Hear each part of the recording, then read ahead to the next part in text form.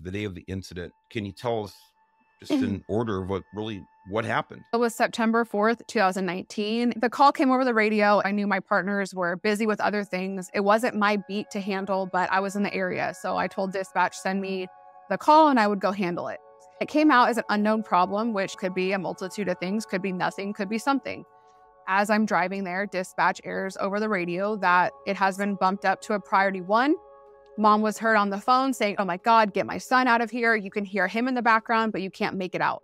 Dispatch is asking more questions. Mom stops responding, but the line is still connected. So you can still hear there's some type of verbal altercation in the background. As I'm driving, I see on my MDC on my computer that some of my partners have backed me. But again, the area of Victorville is very vast. San Bernardino County is the largest county in the entire nation. So you don't always have a partner right there with you. I parked 2 houses down from the house. It's at the end of a cul-de-sac.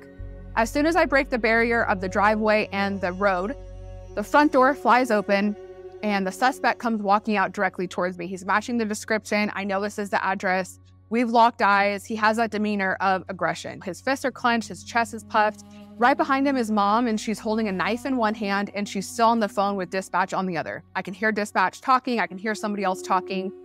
But based on her arming herself against him, my idea is that something has occurred in that house where now I have a potential crime to investigate. I want to conduct a cursory pat-down search. I want to make sure he's not armed. I go to him and I'm telling him, relax, what's going on? What's going on? And he's not really answering my questions. He's just telling me, if we fight, I will kill you. I'm going to headbutt the fuck out of you. Let me go. What are you about to do? He's not answering my questions. So I go to place his hand at the small of his back, pat down his pockets, and about 16, 17 seconds into my interaction, he begins the assault. So this woman calls, there's a problem at the house. It's not a detailed call. She returns a call, now it's 911. She articulates what's going on. She has to get her son out of there, that he's 5150. He's out of control. Is this pretty accurate?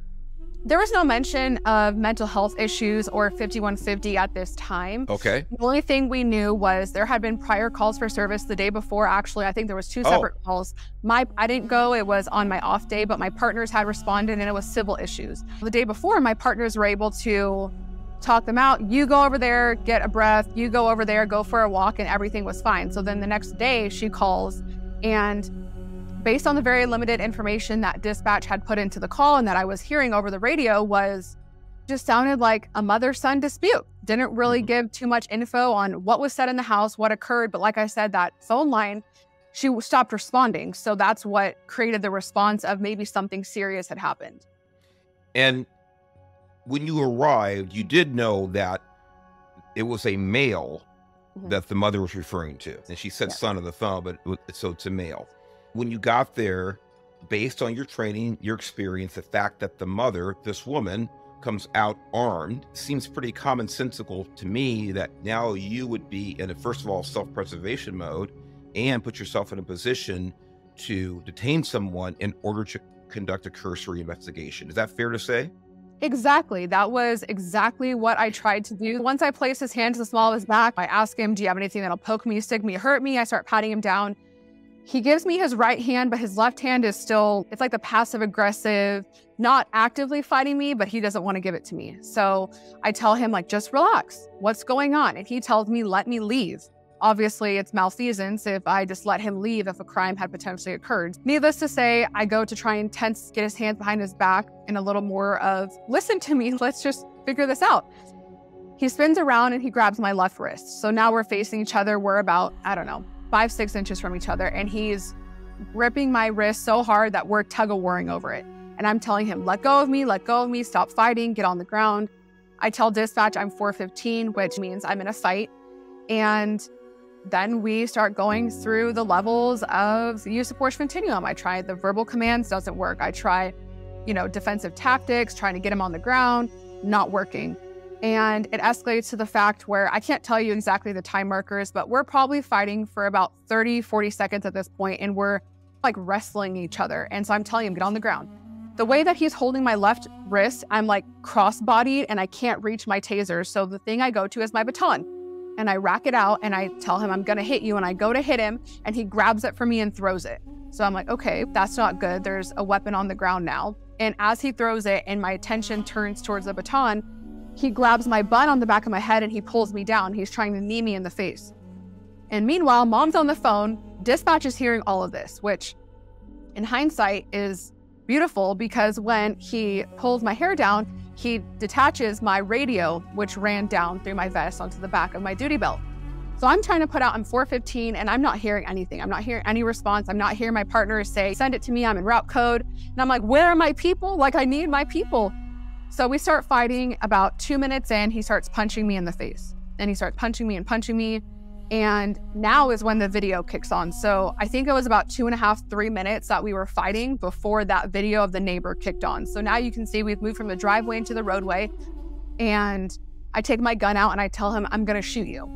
I got torn apart for this on the stand, but it was my last ditch effort to not have to shoot somebody's son in front of their mom. I did not want to have to shoot this person. I just wanted them to take me seriously enough to stop the assault, right? Like at that point, I was losing the fight. I started to feel myself blacking out the black curtains. I had been punched so many times, he broke the bone in my face. My only option was lethal force. And I still tried one more time to just get him to stop. Because in my mind, if I'm a person fighting a cop, which obviously I would never, but you would think if somebody tells you, I'm gonna shoot you, you would stop your actions. No, it just escalated even further. So then I stumble backwards and he mounts on top of me. He's still punching me. I take aim at his head and I miss. He goes to get my gun and now we're like this. My hand is up behind me into the gravel and he stops punching me and he starts going after my gun. And so now we're wrestling over my gun and he puts his finger in the trigger guard and he has the other hand around the slide and he's muscling me. Mind you, I'm like this sideways. So obviously my, grasp wasn't fantastic. And a round discharges into the ground. So after the round discharges, he's able to take the gun from me. And now I roll over onto my hands and knees and I'm looking up at him and I'm looking down the barrel of my gun. He has the gun to my forehead and he pulls the trigger. And I had so much pain to my face. And the only logical thing that could come to my brain was I had just been shot. But you know what? Obviously, if I'm thinking that, I'm still alive, so we got to get out of here. So I turn to my side and I run away and I hear another gunshot go off. So I know he's shooting at me. And when I'm turning to run, I start running like due east, which is directly toward the house. And I'm like, ooh, I don't want to go there because obviously my mind is, that's not a good backdrop. He has my gun. I don't want him to shoot into this house. So I turn right and at the nick of time, he fires the bullet right as I turn and it misses and it impacts the house. And I run to a little bush cubby area and I get cover. And miraculously, right as I turned around, three of my partners arrived at the very end of the cul-de-sac, take his attention. He fires a round at them. They get into a gunfight. He's shot 6 times, taken to the hospital. I'm taken to the hospital and that's history. Can you tell everybody why, thank God, miraculously, that bullet was not discharged when he pointed at your forehead? It's one of the things where you never want to happen, but in my case, it truly saved my life. My gun malfunctioned. So when my hand was up above here and he had a hold of the slide, when we fired the round, it stovepiped. So I wasn't able to fully eject. And by the grace of God, he didn't know that it had malfunctioned until he pulled the trigger and nothing happened. And then on the video, you can see him manipulate the weapon, clear the malfunction, and then he fires. I should have been murdered. I should not have lived, but God spared my life with that beautiful stovepipe, and I'm thankful for it.